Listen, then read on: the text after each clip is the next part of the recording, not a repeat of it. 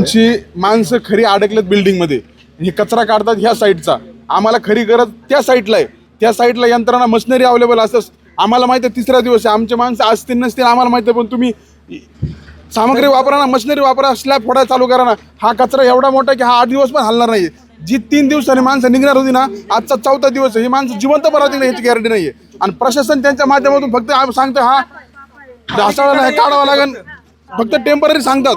2 माणसं एक पण 2 JCBचं काम नाही ना. आज कुदळवाडीचं अतिक्रम काढलं तर शेकडो गाड्या तुम्ही तिथं वापरल्या. इथं यंत्रणा वापरा ना, काय अडचण नाही ना. 2 दिवसात क्लिअर झाले. 2 मजली बिल्डिंग आहे, 10 मजली असते आम्ही पण ऍग्री केलं असतं. 2 मजली बिल्डिंग काढायला किती वेळ लागला असता. लावा ना त्या साईडने पोकलं ना. आम्हाला माहिती आहे आमचे माणसं फसलेले आहेत, फसू द्या. ही तक्रार तुम्ही आता प्रशासनाला केली आहे? केले ना, प्रशासनाला प्रत्येक माणसाला करतो आम्ही. जो तो कुलकर्णी साहेब काल दिवसभर इथं होते. कुलकर्णी साहेब सांगत नाही ह्या महिला काढल्याच्या नंतर जागा होईल.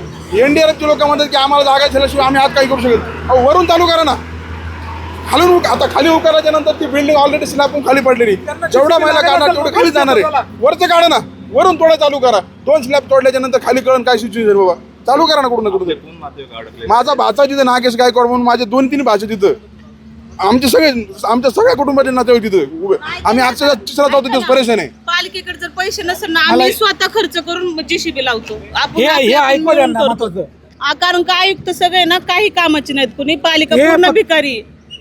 किती मशीन आहेत बघा तुम्ही. एक मशीन आहे, मग 7-8 माणसं आमच्या पैसे. आम्ही काही कर पण आम्ही पैसे देतो, पण मशिनी वाढव. किरण लावून ते 2 क्रेन लावून उचला ना ते अलगद. आमची माणसं इकडे आहेत, इथं नाहीये कोण, आणि इथं 2 माणसं अडकलेत.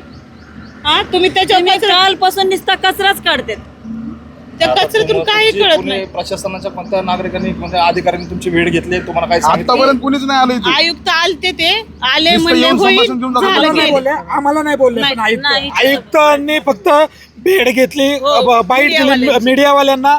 त्यांचे जे काही प्रशासकीय अधिकारी त्यांना भेटतात, वर चालले सिच्युएशन घेतात आणि जाते ते.